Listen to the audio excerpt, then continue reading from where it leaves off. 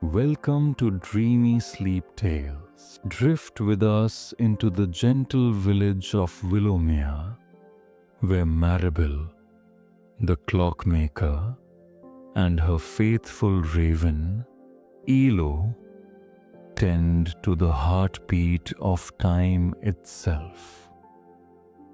When the great clock falls silent and shadows stir in the whisperwood, a quiet adventure begins. One of courage, friendship, and the magic hidden in every ticking moment. Now, let your breath slow and your mind soften as our story unfolds. Dawn's first light filtered through the arched windows of Maribel's workshop, scattering amber rays over the polished brass gears and ticking mechanisms that lined every shelf. The air smelled of oiled wood and powdered lavender. Maribel's signature blend, chosen to soothe both anxious hearts and creaking cogs alike. She stood before the great village clock, her slender fingers brushing the engraved filigree on its mahogany frame. Outside, Willowmere stirred. Shop shutters rattled open along the cobblestone high street. Children chased fleeing autumn leaves. Somewhere, a milkmaid's song drifted on the breeze. But as Maribel lifted the winding key and slipped it into the clock's winding arbor, she noticed something strange. The minute hand hung motionless at 6:10. She frowned. Each dawn without the clock's steady rhythm was as disorienting as waking from a fevered dream. With a practiced twist, she adjusted the key. Once, twice, yet the gears refused to turn. "Hello," Maribel called softly. Her raven companion, named Elo after the old word for guardian, should be perched atop her shoulder, ruffling his glossy feathers as he inspected her work. But the stool beside her was empty. A chill of worry curled in her chest. Elo never wandered far. He carried, suspended from his leg by a fine silver chain, a tiny brass key, a fail-safe for the village clock's inner gears, meant only for his talons. She set aside the winding key and hurried to the workbench where a row of clock faces lay, each paused at its own time. The workshop's sentinel alarms, a dozen smaller clocks mounted on the north wall, stared down at her in solidarity. All stopped. With urgent calm, Maribel crossed to her writing desk and scooped up a sheaf of parchment. Stretched across its surface in neat, looping script was an inventory of her morning tasks. Repair old Walter's hourglass, finish Mrs. Tresham's pocket watch, and deliver a repaired music box to the chapel. Now, every promise hinged on getting the clock back in motion and finding Elo. She stepped outside, locking the workshop door behind her. Willowmere's great clock tower rose at the village center, its bells silent for the first time in living memory. The townsfolk gathered in clusters, brows furrowed. "Clocks all gone wrong?" called Mrs. Fowler, the baker, her flour-dusted apron fluttering. "Aye," replied Maribel, offering a reassuring smile. "I'll have them ticking again shortly." She glanced around. "Has anyone seen Elo?" A hush fell. In the stillness, she caught a faint rustle of wings. No, of a skirt, as a figure slipped behind the fountain. Maribel hurried over. It was Oren, the orphan boy in woolen breeches and patched tunic, cradling a small metal cog in his palm. His freckles danced as bright as the autumn sun. "Maribel," he whispered, lowering his hood. "I found this by the fountain steps." He held out the cog, stamped with the Tinker's Guild emblem, a spiraling hourglass. "It fell from your keychain, didn't it?" She examined the cog. Indeed, it matched the design on Elo's brass key. "Thank you, Oren. This is part of Elo's chain." Concern softened her voice. "Have you seen him?" Oren shook his head. "He flew off toward the forest edge. He's never done that before." A knot of dread tightened in her stomach. The forest bordering Willowmere, known as the Whisperwood, was said to be ancient, its trees older than memory, their roots tangled with fairy magic. No one ventured far without cause. "I'll call the others," Maribel said. "We must search the woods at once." She sprinted back to the workshop and banged on the door until Finnegan, Finnick, Fletch, the village jester turned occasional clockmaker's assistant, poked his head out, juggling 3 rubber balls. "By the bells of Brighton Hall, Maribel, what's happened?" he cried, dropping the balls with a clatter. "Elo is missing," Maribel panted, "and the clock is frozen. Will you help me?" Finnick's somber face cracked into determination. "Lead on." Within minutes, Maribel, Oren, Finnick, and half a dozen villagers, including stout Mrs. Hathel from the wool shop and a retired miller named Tobias, formed a search party.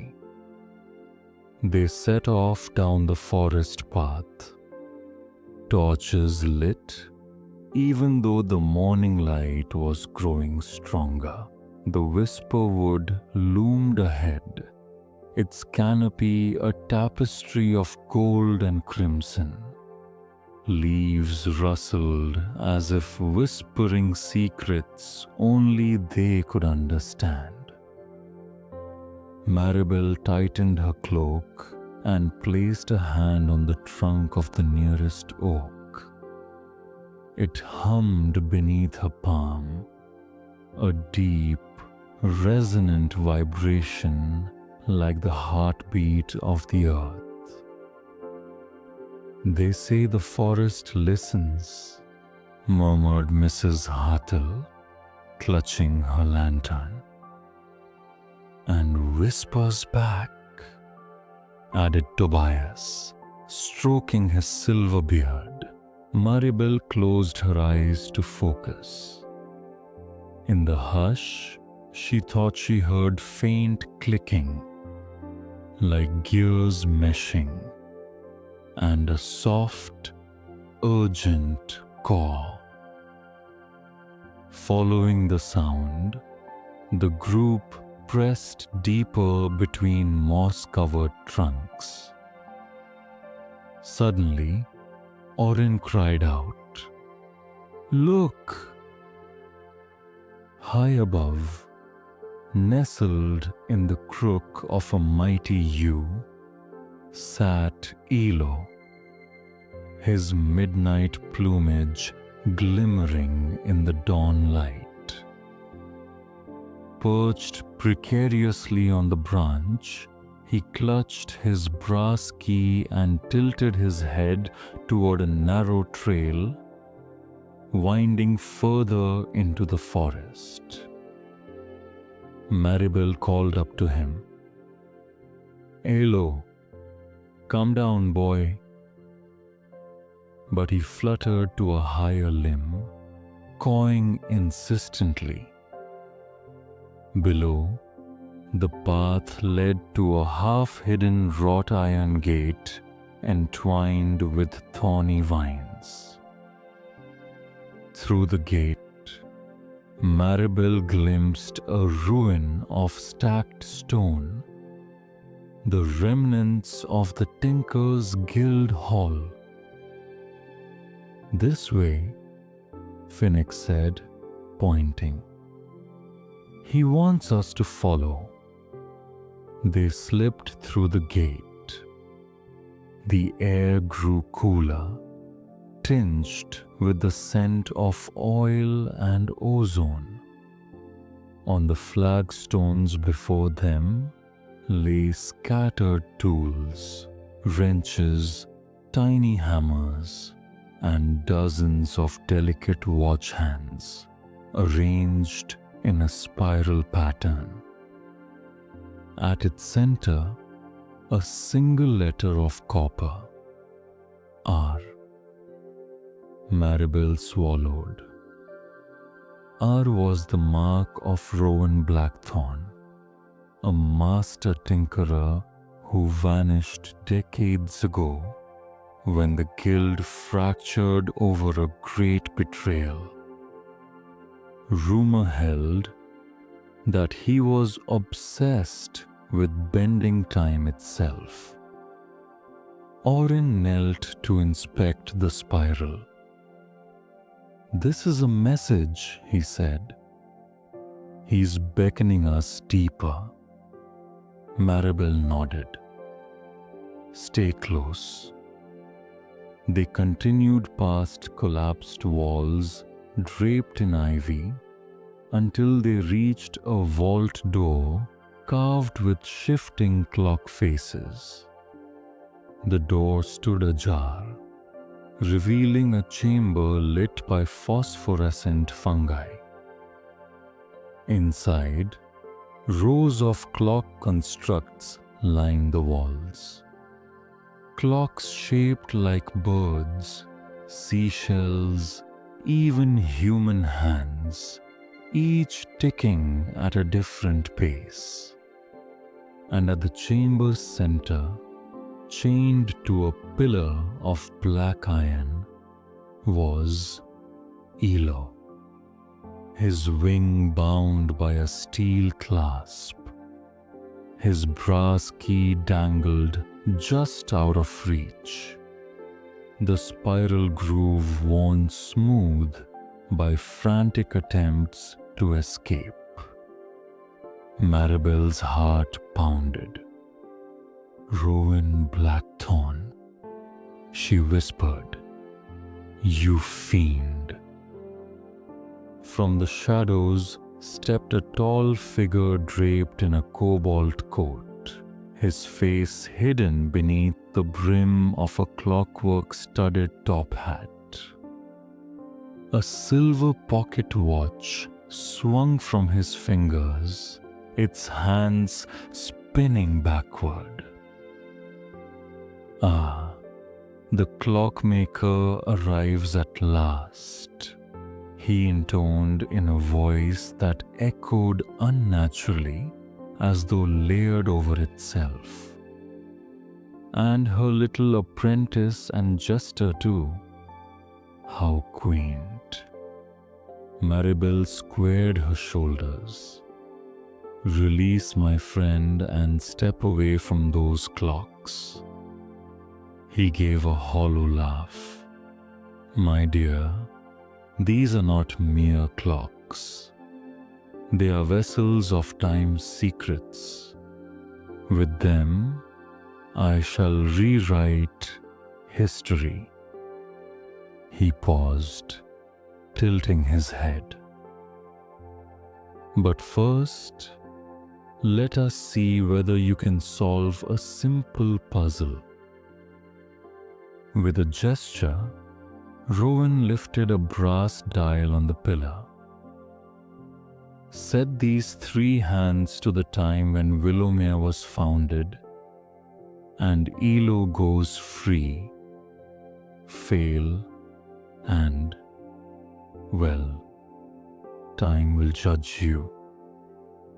Maribel lunged forward, examining the 3 hands, one of burnished copper, another of etched steel, the third of polished ivory.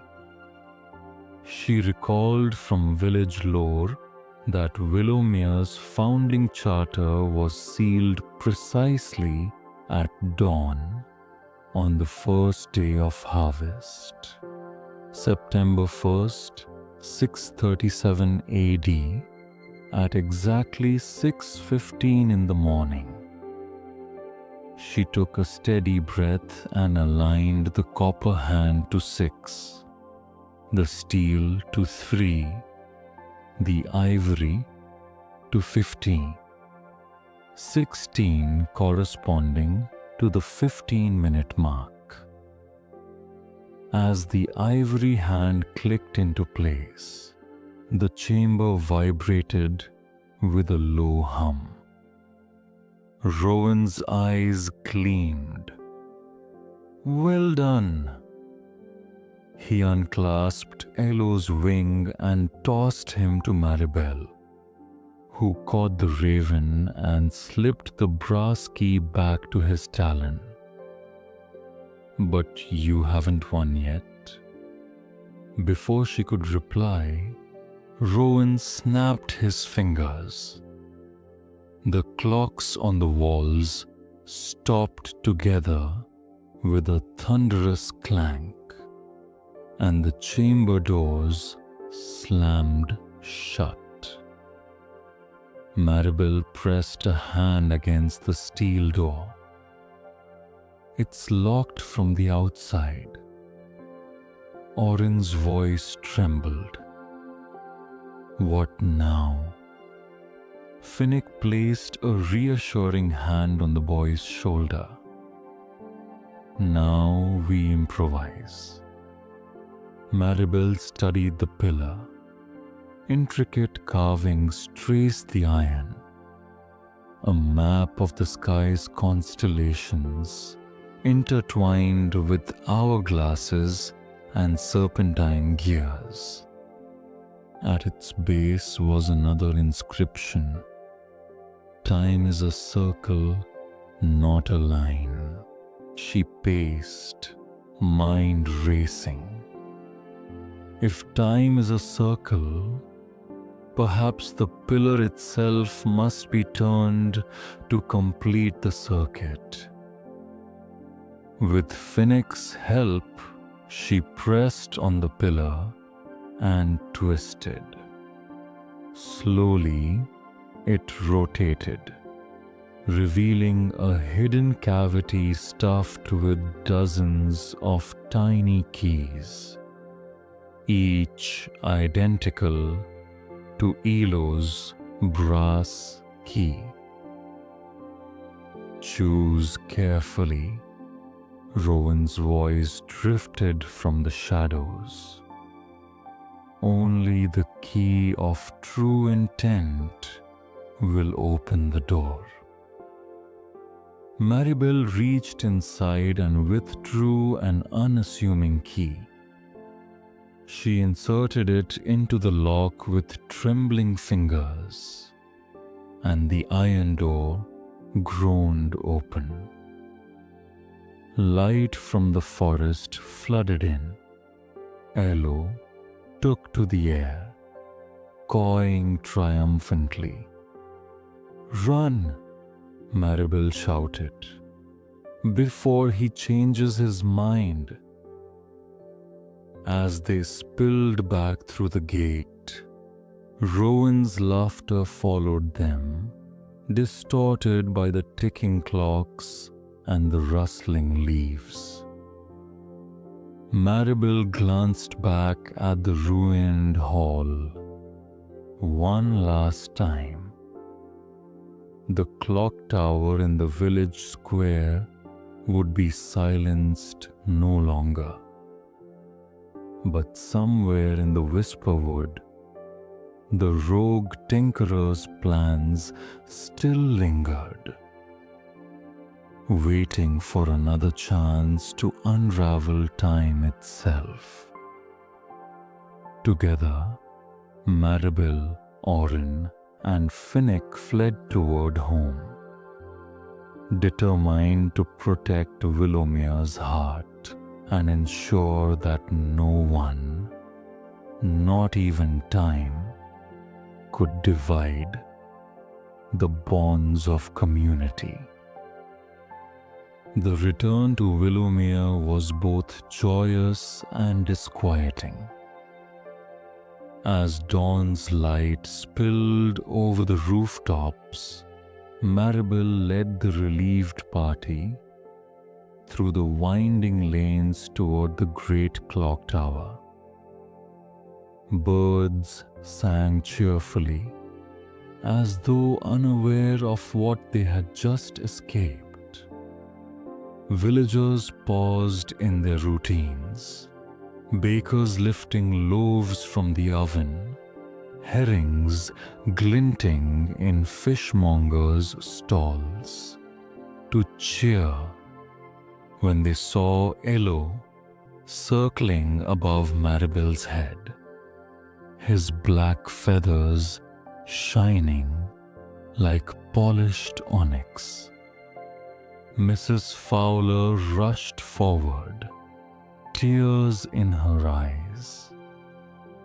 "Oh, my dear, thank the stars you've brought him back." She embraced Maribel, then knelt to stroke Elo's fluffed feathers. "You clever bird." Maribel smiled, but kept her thoughts on the broken seals of the Tinker's Guild vault. If Rowan Blackthorn had gone to such lengths to seize the secrets of time, the threat might not end with this one rescue. She ushered the group toward the clock tower's base. Inside, the workmanship gleamed.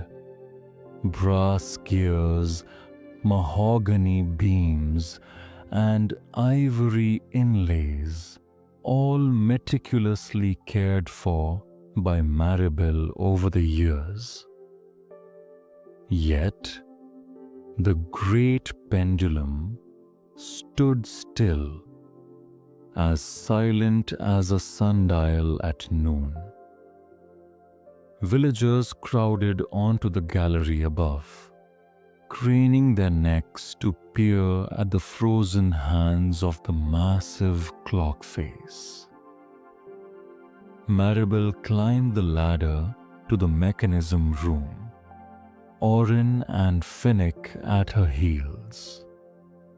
Up close, she could see fine scratches on the spindle where someone had tried to force the gear, perhaps Rowan's handiwork, though she had no proof.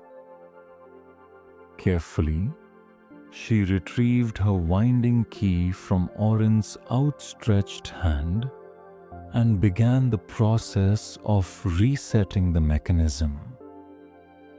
Orin watched, wide-eyed. "Maribel," he said softly, "how did you know how to solve Rowan's puzzle?" She paused, taking a moment to study the interlocking gears that rose like stalactites from the base of the clock. "I'll tell you a secret. The founding of Willowmere was the first thing I ever learned here," she explained, tilting her head to watch the key turn. "My father taught me. He used to say, 'In every turning gear lies a story.'" With a decisive click, the mechanism gave way, and Maribel let the key spin free. Finnick grinned. "And what a story it will tell, I hope." Down below, Mrs. Tresham's music box chimed as the clock's bell began its deep, sonorous toll. Each ring vibrated through the village, calling children back from play and merchants back to their counters. At once a cheer rose, and the villagers embraced one another, grateful for normalcy restored. Maribel descended the ladder to a hero's tribute. Bouquets of lavender, daisy chains, and ribbons laid at the clock tower's base. She felt a swell of warmth to see the community united by gratitude and relief. Yet, Rowan's challenge still hovered like an unstruck chime. Maribel turned to Orin and Finnick. "We have a journey before us." The Tinker's Guild vault contained fragments of knowledge, notes on temporal resonance, diagrams of harmonic clocks, and personal journals of those who first harnessed time's power for good. Rowan stole only a piece, but we must secure the rest before he returns. Orin's face lit with determination. "Then we'll do it. I'll help you any way I can." Finnick nodded. "I'm in too. Who better than a jester-turned-clockmaker to outwit a rogue tinkerer?" Maribel smiled, feeling the resolve swell in her chest. Tomorrow, first light, we head back into the Whisperwood. That evening, as torches guttered and the villagers retreated to their hearths, Maribel sat by her workshop's fire, cataloging the salvaged journals. Elo perched on her shoulder, gently preening her hair. Each journal pulse with possibility, a blueprint for change, both wondrous and dangerous. The first volume, bound in oak leather, chronicled the creation of the Eternity Gear, the central cog that harmonized Willowmere's clock with the forest's heartbeat.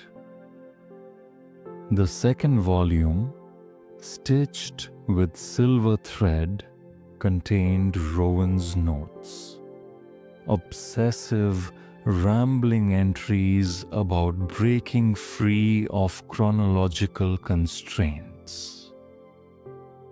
Maribel's brow furrowed as she read. Time need not flow in one direction. A true tinkerer knows each moment is a pattern to be unraveled and rewoven. Her heart fluttered. Below the notebook's last entry was an incomplete schematic. A circular keyhole embossed with twin serpents chasing their tails. Maribel looked up at Elo, who cawed softly, as if urging her onward. She whispered, "We'll finish what they started and prevent Rowan from unraveling what we hold dear." At dawn's chill touch, Maribel awoke Orin and Finnick with steaming cups of spiced cider. The mist clung to Willowmere, blurring outlines and lending the world an otherworldly hush. After fortifying themselves, they retraced their steps to the Whisperwood's edge. The forest greeted them with muted whispers. Birds flitted among amber leaves, and dew slicked the mossy floor. Orin picked up the cog he'd found the previous day. Maribel slipped her father's compass into her pocket. Finnick skipped ahead, humming a jaunty tune meant to mask his own nerves. They pressed onward until the ivy-draped vault gate came into view. This time, Maribel was prepared.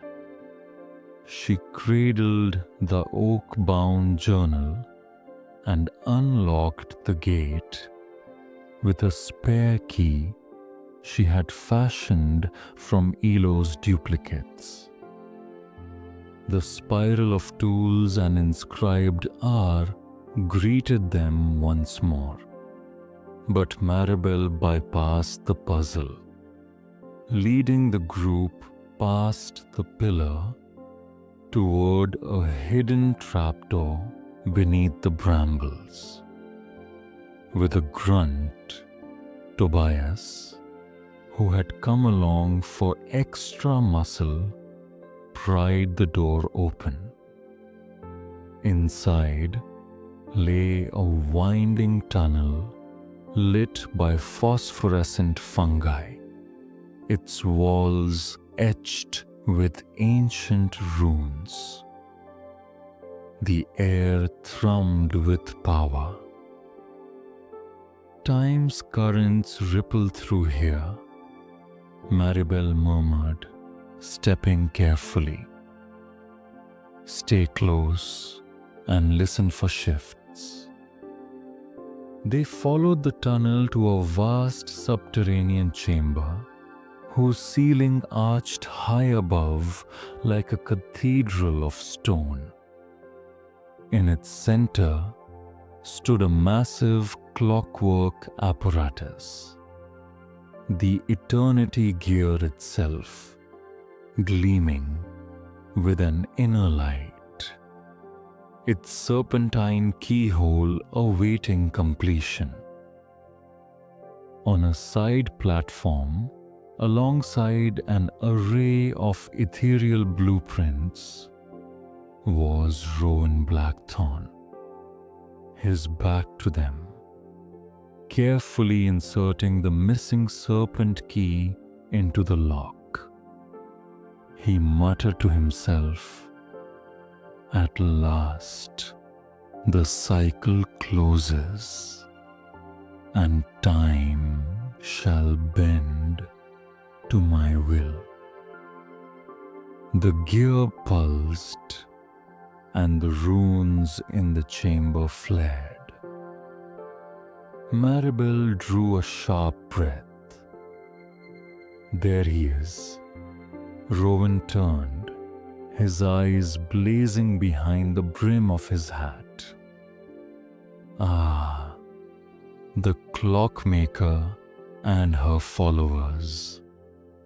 You're just in time to witness the dawn of a new era." Before Maribel could respond, Rowan pressed the key into the lock. The chamber shook. Tendrils of light coalesced around the gear, and walls seemed to bend inward as time itself twisted. Orin gripped her arm. "What do we do?" Maribel scanned the chamber. Among scattered notes, she recognized a diagram. The serpents must turn in opposite directions to seal the gear properly. Rowan, however, had set both to coil the same way. A misalignment that could tear the temporal fabric. "Distract him," she whispered to Finnick. "Get him away from the gear." Finnick bowed theatrically. With pleasure. He bounded forward, juggling several wrench handles and kicking up sparks, drawing Rowan's attention. Rowan sneered. "Your antics are pathetic, Jester." Their eyes locked, and Rowan stepped away from the key. Maribel darted to the platform, Elias's compass clenched in her hand to steady her. She climbed swiftly to the keyhole. Elo circled overhead, crying a rallying call. As the gear's pulses quickened, Maribel turned the copper serpent against Rowan's coil with all her strength, the chains of time groaning in protest. Sparks showered the chamber. "No!" Rowan cried, lunging for the key. "Not this time," Maribel murmured, twisting the serpents to mirror each other perfectly. With a final, resonant click, the gear's illumination softened to a steady glow. The rumbling ceased. Time righted itself as if exhaling a sigh of relief. Rowan staggered, his power sapped. Orin and Finnick bound him with coils of flexible clock spring, rendering him immobile. Maribel knelt before the eternity gear, gently touching its cool surface. It's safe again. Alo landed on her shoulder, nuzzling the curls at her nape. She looked at the rogue tinkerer, who glared through the coils. Your obsession nearly destroyed everything, she said quietly. Time is neither to be mastered nor toyed with. It's a gift shared by us all. She signaled to Tobias, who led Rowan back through the tunnel, the jester and orphan close behind. Rowan still sputtering curses that echoed hollowly. Under the golden canopy of Whisperwood's exit, the dawn had deepened into morning. Maribel, Orin, and Finnick emerged from the forest, escorting Rowan, whose defeat weighed as heavily on him as his bindings. The villagers, having grown anxious during their absence, erupted into cheers at their return.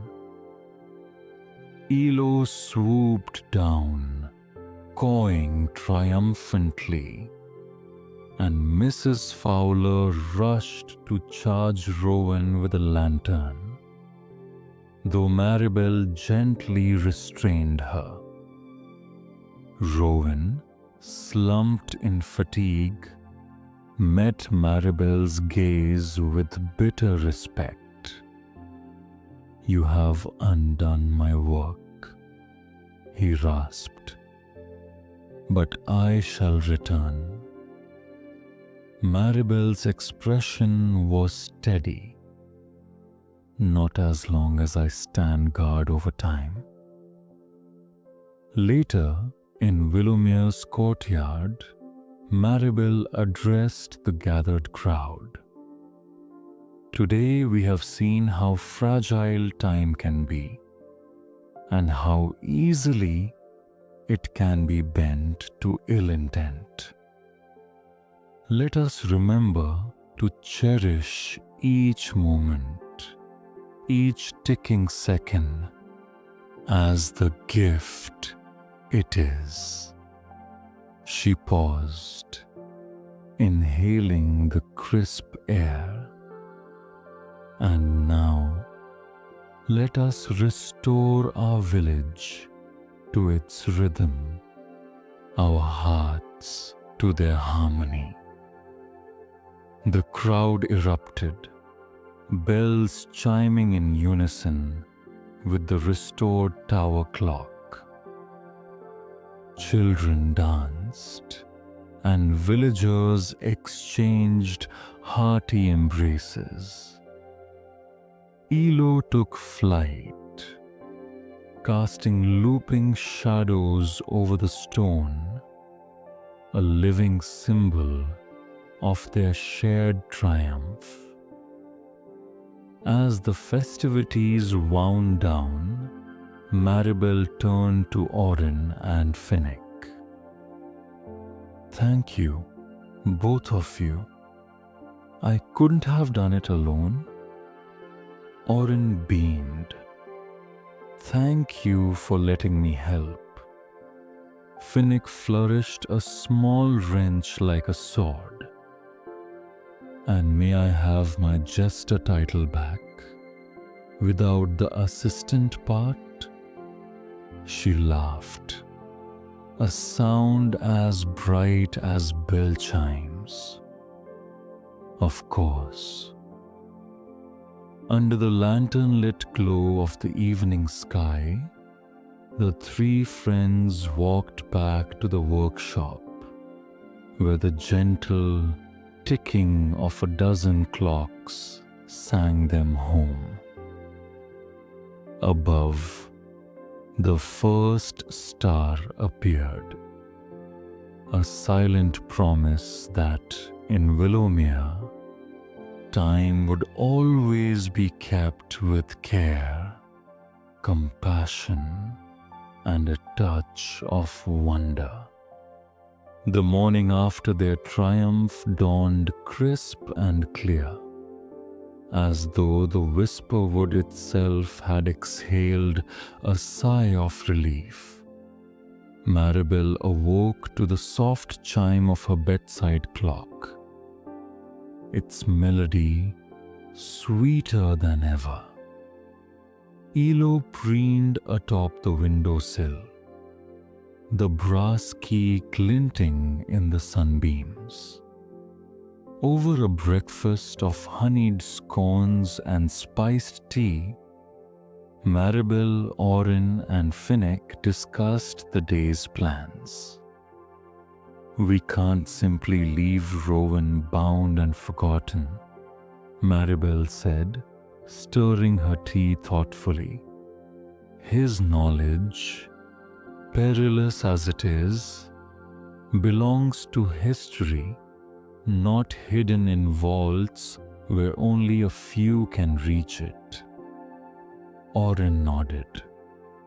"Perhaps the Tinkers Guild journals can guide us in creating a watchful ward, something that protects without imprisoning." Finnick tapped the handle of his teacup. "A living mechanism, maybe. One woven into the village's daily life. An enchantment powered by the Clocktower itself." Maribel smiled, eyes alight. "Exactly. We'll establish the Guardians of Time, a council to safeguard our shared legacy, oversee the clock's magic, and ensure no one person controls it." Their conversation was interrupted by a knock. At the door stood Tobias, the miller, holding a scroll sealed in midnight blue wax. Maribel broke the seal and read aloud. "To the esteemed Maribel, by decree of Lord High Council, Rowan Blackthorn is to be held in the old watchhouse under observance. His research catalogued by appointed scholars. The village clock remains under your stewardship. Long may Willowmere prosper. Sir Edwin of Willowmere." Relief warmed Maribel's heart. The higher authorities recognized both the threat Rowan posed and Maribel's role as steward. She rolled up the parchment. "The council is formed," she declared. "Let us begin at once." By midday, the courtyard buzzed with activity. Maribel convened the first meeting of the Guardians of Time beneath the clock tower's cantilevered balcony. Present were Mrs. Hartle, representing the weavers, her keen mind adept at patterns of thread and fate. Tobias, representing the tradesmen, whose steady judgment grounded grand ideas in practical reality. Finnick, representing the performers, whose improvisational wit reminded all to balance seriousness with joy. Orin, representing the youth, whose fresh perspective kept tradition from calcifying into stagnation. Maribel stood before the group, the journals arrayed on a wooden lectern. Elo perched above, vigilant. As guardians, Maribel began, we commit to 3 sacred oaths: to preserve the knowledge of time's crafting, to protect our village from its misuse, and to ensure that every moment serves the welfare of all. Let these journals guide us. She opened the oak-bound tome. Here lie instructions for the harmonic ward, a weaving of clockwork resonance and forest magic. With it, the whisper wood and the clock tower will stand in living harmony, sounding an alarm only when time is tampered with. Over the next hours, the group pored over diagrams of nested gears, schedules for recalibration, and spells to bind the ward's intent. As they worked, villagers drifted in with offerings of herbs, silver filings, and candies for Elo, eager to show support. By twilight, the harmonic ward, an ornate lattice of silver filigree inscribed with runes and wound through with copper wire, hung like a chandelier within the clock tower's mechanism room. The final step required a binding ceremony at nightfall, when moonlight was strongest. At the stroke of 9, the guardians gathered inside the tower. The great clock's face glowed pale against the starry sky. Maribel placed her hand on the central cog of the ward. Elo cawed, startling a hush among the group. Orin raised the oak-bound journal. By the wisdom of our forebears and the bond of our village, we call upon the constancy of time to guide this ward. He intoned a passage in the old tongue. The copper wires hummed and glowed, threading their energy into the tower's gears. Mrs. Hartle sprinkled moonflower petals onto the filigree, sealing it with living magic. Tobias adjusted the calibrations on the control levers, ensuring the ward's sensitivity. Finnick gave a final, whimsical flourish, a silent tap of his jester's cap to Maribel, who grinned back. When the last syllable faded, the ward shone like a constellation suspended in the mechanism room. A single chime echoed, soft yet resonant, affirming its activation.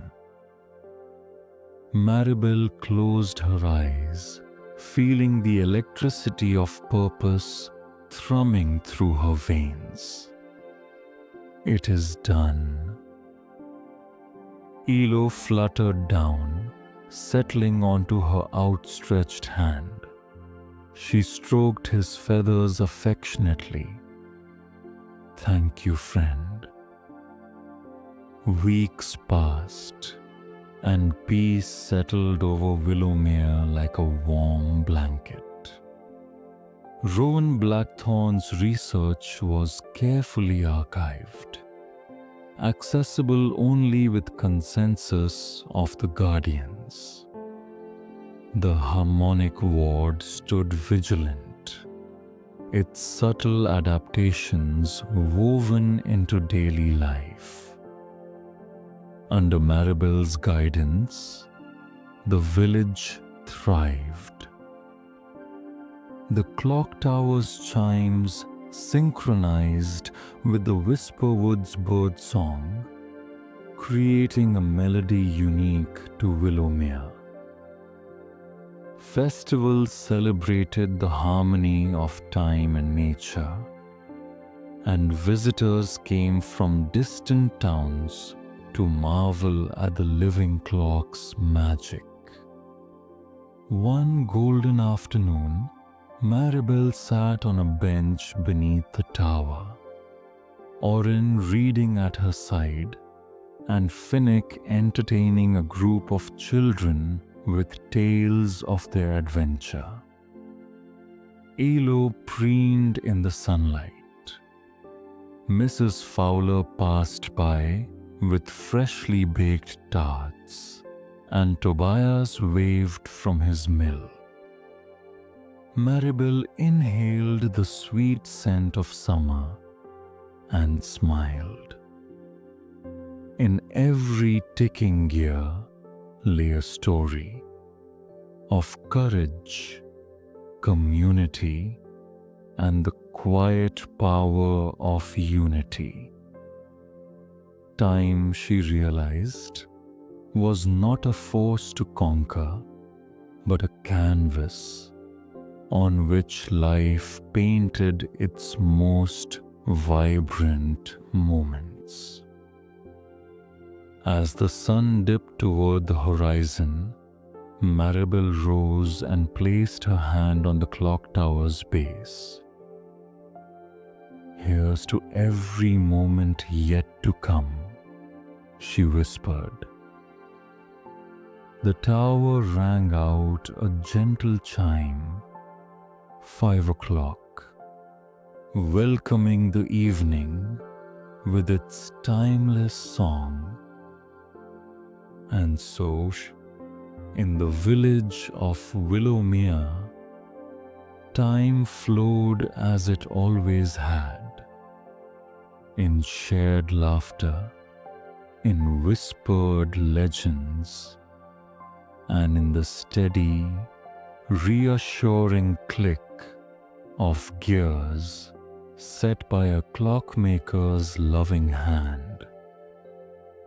And so our journey through time's gentle whispers comes to a close.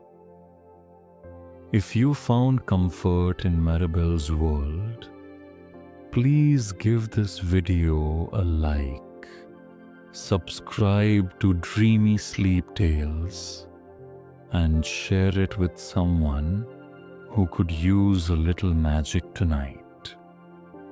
Don't forget to leave a comment telling us what you'd like our next bedtime story to be about.